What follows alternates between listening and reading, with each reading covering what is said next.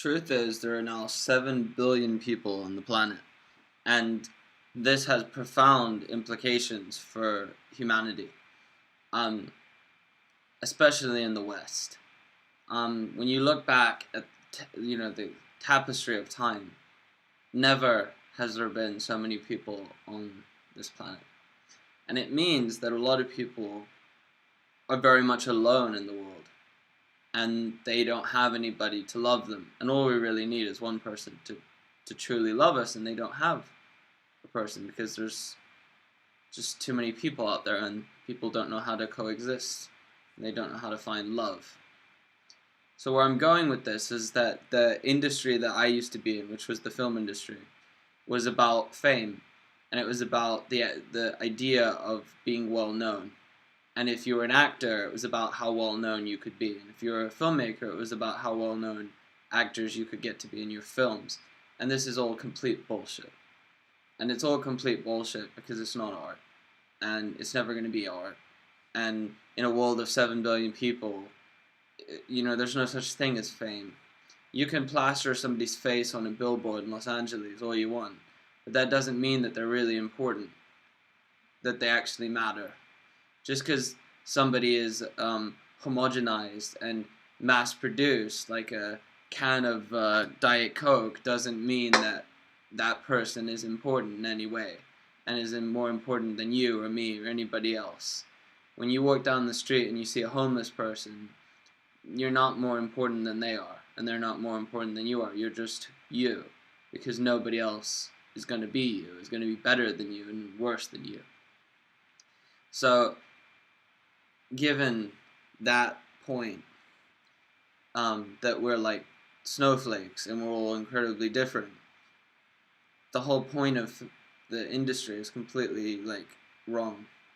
Now, art goes back centuries, and you can, or even millennia if you will, but you can go into the Sistine Chapel, or you can go into a sculpture, you can go and look at a painting, and this kind of art is timeless art, and it's not about money.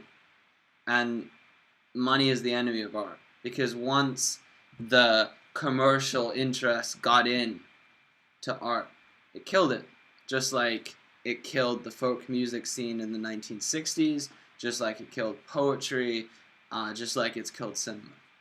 And if it could get its hands on more artists, it would kill them. And the way it kills them is it destroys their freedom, and it controls them.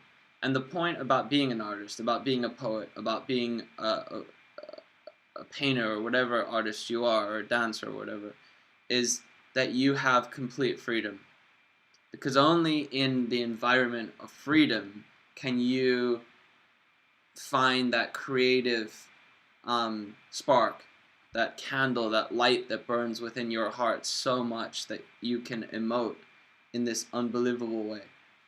But commercialism and industry can't mass produce something that is personal and beautiful and soulful. They can't do it. You can't mass produce it. But you can mass produce garbage, and you can make people think that what they're being given is something beautiful when actually it's garbage. And the problem is that we all are supposed to think that what we're given is something good, that it's what we're allowed, it's what we're supposed to have. But it's not what we need. What we need is art that touches us on the human level, that touches us on the level of the soul, that touches us on the level of emotion, that touches us on the level of beauty, that touches us on the level of wonder, on the level of awe, on the way that you feel when you look up at the sun and setting in the sky, or the way you feel when you think about the wind that swirled around you when you were a child, and how the world's changed, and it's gotten so much smaller, and the way you felt when you looked into your mother's eyes when you were a kid, and then the way you feel when you lose somebody that you love. This is what's important. This is what we've lost. This is what is dying. This is what is being taken away from us step by step, day after day. Cash transaction after cash transaction. And the problem is that the film industry is not about art. And it's taken me a few years to realize that. And it's not about art because it's about money, and it's about how much money you can make and how much money you can lose, and that's the game. And it's a game, and if you learn to play it, you can win, and if you don't know how to play it, you lose. Well, I'm not playing the game anymore. I'm not playing by the rules. I'm not playing by what I'm supposed to do. I'm not playing by what I'm told to do. I'm throwing away the books. I'm throwing away the textbooks, the notions of what I'm supposed to be and what isn't good and what isn't art. Because no one fucking knows what art is anymore, because they have no idea, because they're not exposed to it, because they wake up in the morning and they turn on their fucking computers and all they see is junk. And they don't see anything that's interesting, and they don't know who Vincent van Gogh is, and they don't know who Sylvia Plath is, and they don't know who T.S. Eliot is, and they don't care. They don't give a shit who these people are, and that's the problem. That's the fucking problem about everything, is that nobody is exposed to wonder. Nobody is exposed to great art. And if we don't show people great art, they're never going to produce great art, because it doesn't come out of a vacuum. It comes out of a history and a tradition that goes back thousands of years. Now, there are mechanisms in place and rules in place to stop me doing what I am doing. And it's not a conspiracy theory. It's the idea that money can control art. And it can't control art anymore, because you can make a film on a tiny camera and edit it on your computer, as long as you're an artist and you have something interesting to say, and you have a story that's meaningful, and you have performances that are natural to the extent that they are real to our shared collective experience, and that they say something about the world that is beyond our understanding, because that is the world that commercialism cannot penetrate. That is the world that commercialism cannot taint. That is the world that commercialism cannot destroy. The world of the unknown, the world of the infinite, the world of the beyond our words, beyond our understanding, beyond our concept of language, the world of death and life and rebirth and meaning and serendipity and fate, and all of the things that we try and cover up, and we try and say that they're not there, but we can feel it, that we can feel it in our bodies, that we can feel it in our souls, that we can feel it in our minds, the world that is beyond our understanding. That is the world that we have to talk about. That is the world we have to go to. The world of the soul, the world of the human heart, because that is what is being covered up brick by brick, is the human heart. Now, when I go to a cinema, or I watch a film, or I look at a painting, I want to be touched. I want my heart to grow, because it's not supposed to stay this way. It's not supposed to feel so cold. It's not supposed to feel so alone. The way that we grow as people is outside of time. It's outside of a life. It's outside of the day-to-day, the routines, the cycles. It's about growth. It's about the growth of a soul, and it's not about this lifetime or the next lifetime. It's about the here and now. And if you are not growing as a person, if you're not expanding your consciousness, if you're not expanding your mind, you're just walking into walls, and you're looking in the mirror and you're seeing nothing staring back at you. I came out of being a poet, and I was a poet because I was broken. I was broken by a wound that I don't understand, I was broken by things that I can't explain. I was broken by the fact that I was in experiences that harmed me and harmed my growth. But I learned to deal with it, to suffer through it, to expand and learn from it through poetry, through the words that came out of me, that flowed through me. And it wasn't in me, it was from somewhere else, and I channeled it. I channeled that energy, and I haven't been able to find that energy in the film industry, because it's all about controlling things. It's about controlling light. It's about controlling performance. It's about controlling words. It's about telling people what to say and how to feel and why they should feel that way. And that's not what life is.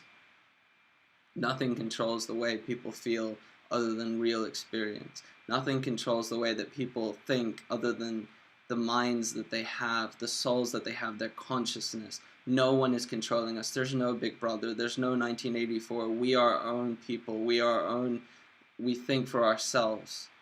So why are we creating art that is controlled, that is contrived, that is boring, that is repetitive, that is a formula. Let's break the formula. Let's break the rules. Let's break tradition. Let's experiment. Let's take risks. Let's go into the unknown without knowing what it's going to be. Let's go into the unknown without being afraid. Why is everyone so afraid of talking about things that they don't want to think about, talking about what they don't know? Because we want to think about certainty. We don't want to think about mystery. But life is a mystery. The afterlife is a mystery. Our own lives are a mystery. Love is a mystery. All of our needs are mysterious. The need to be loved, the need to be held, the need to be remembered. No one thinks about these things, but this is what drives us. This is what we strive for, is all of these things that we can't find certainty in. And yet every day we go into a store and we say, here, this is the amount of money that I give you, and now I'm going to get something back. We always want to get something back because we feel we've earned it. But have we earned it on a spiritual level? Have we earned it on a consciousness level?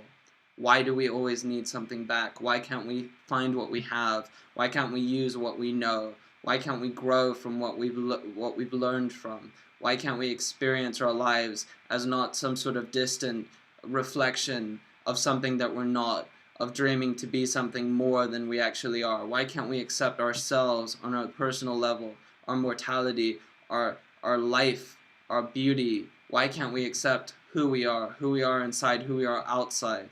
Because in our souls, in our minds, in our hearts, that is the lesson to be taught. It's not in a book, it's not in a classroom, it's in ourselves.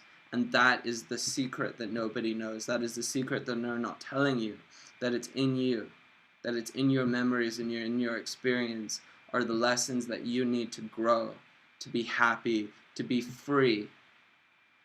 But we're not allowed to be free. We don't think we're allowed to be free. We think we have to be beautiful. We think we have to make people feel a certain way about us. We think we have to think of ourselves as a person, as famous, as important, as interesting. No, we're not defined by something else. We're defined by who we are. We're defined by what we are. And it's the question of whether we can accept it. Whether we can accept it in time before our time runs out. Whether we can accept who we are before we have no time left. And the point of art is to examine our experience and the crazy mystery of our experience. How mysterious it is that people die and people are born, and that we meet somebody who loves us, and that we lose people that love us. That is experience, that is reality. Reality isn't a reality television show, it's real life, and real life is not the day-to-day. It's the mysterious moments that happen to us once in a while where we feel something that we've never felt before. And film, it's not a title that I like anymore. It's not a way of working that I like anymore. It's not a way of being that I think is appropriate. I don't even like the word. I don't like saying that one is a director or a writer or an artist or an actor. None of these things matter because they're superficial. They have no depth. We need to examine how to get deeper into the question of existence, of the philosophy of who we are. Because those kind of questions, those important questions, are what is going to tell us how we can accept our life and how we can get through our suffering and ease our burdens and find enlightenment. But enlightenment is not, it's not easy, and it's not something you can pay for. It's something you have to be patient about, and you have to feel like a fisherman who's fishing and you don't know if you're going to catch anything because you don't know exactly what you're fishing for, but you know it's out there. But we have to be aware of it. We have to be aware of the fact that nothing in life can be certain, and we can't impose all this certainty onto a world that is completely uncertain. So what I ask of everybody is to think of all the things that you want to repress, and think about why you want to repress them, why you don't want to feel these things. And if it's pain, then there's no reason to feel pain. Let it go. But if it's something that you're afraid of, Let it in. Let it in, because perhaps you're afraid of what you're going to feel, of feeling something new. And feeling something new, it doesn't have to be bad. It's good to see things in different ways, from different perspectives, from other people's point of view, from points of view you didn't think existed. And the point of life is to experience all of the emotions and the feelings that you're given from day one, and be a full, well-rounded person. And the only way to do that is to experience. And I think that experience is now something that is dangerous, and it's made dangerous because we're made to feel like our lives are boring and that we're boring, but we're not, because being alive is the gift, not being rich or famous or anything like that. It's being alive, being conscious and feeling, and that allows us to be free.